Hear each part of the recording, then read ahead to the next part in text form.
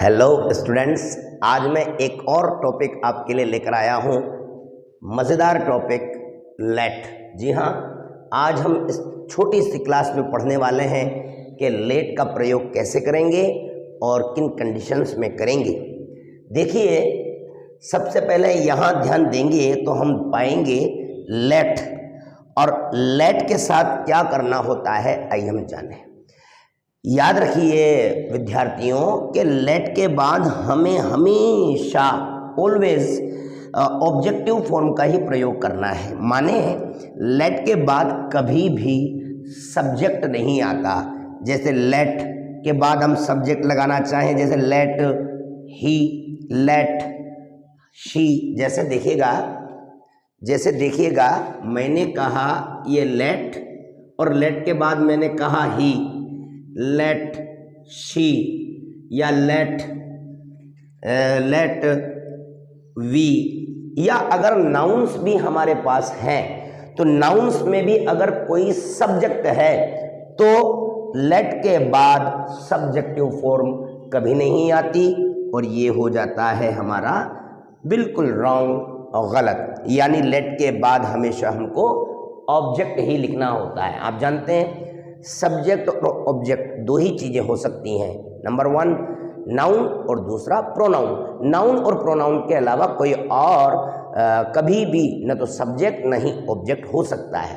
तो अगर कोई भी नाउन भी अगर सब्जेक्टिव फॉर्म में है, सब्जेक्ट बनकर आया हुआ है, तो लेट के बाद आप उसको नहीं लगाना।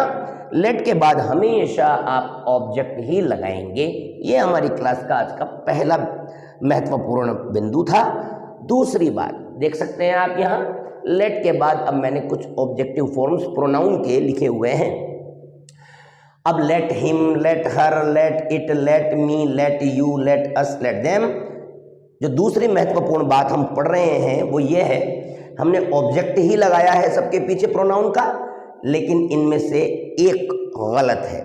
समझ ही गए होंगे, रेड इंक से जो लिखा हुआ है यू, क्यों लिखा हुआ है, बाकी सब ब्लू से है, ये रेड से इसलिए लिखा है क्योंकि ये गलत है। क्यों, आप ध्यान रखिएगा। लेट के बाद हम जब ऑब्जेक्टिव फॉर्म का इस्तेमाल करेंगे तो हमेशा हमको ध्यान रखना है सेकंड पर्सन। सेकंड पर्सन को हम लेट के बाद कभी भी इस्तेमाल नहीं करते। We will not use second person after let. Let him ये सही है, लेट हर ये सही है, लेट इट ये सही है, let me, let us, let them सब सही हैं, बट लेट यू ये गलत है। यानी लेट के बाद आप ऑब्जेक्ट लगाएंगे और लेट के बाद आप सेकंड पर्सन यानी यू का प्रयोग नहीं करेंगे। ठीक है, अब देखिए आप यहाँ सेंटेंस मैंने बनाया है, लेट मी गो होम, मुझे घर जाने दो। तो लेट मी हो सकता है, लेट हर हो सकता है, लेट हिम हो सकता है, लेट अस हो सकता है, लेट देम हो सकता है। राइट, समझ रहे हैं आप। लेकिन आप ध्यान रखेंगे लेट यू ये कभी नहीं हो सकता। लेट यू गो होम ये गलत हो गया। लेट मी गो होम, मुझे घर जाने दो। लेट हर गो होम, उसे घर जाने दो। Let him go home, let us go home. लेकिन लेट यू गो होम ये गलत। देखिए, लेट हिम प्ले क्रिकेट, उसे क्रिकेट खेलने दो या उसे क्रिकेट खेलने दीजिए, ये राइट है। लेकिन यू लगाया तो गलत हो जाएगा। तो विद्यार्थियों, आज की कक्षा में हमने क्या पढ़ा? हमने दो महत्वपूर्ण बातें पढ़ी। क्या? सबसे पहली बात कि लेट के बाद हमेशा ऑब्जेक्ट का ही प्रयोग किया जाता है, चाहे वो नाउन हो या प्रोनाउन।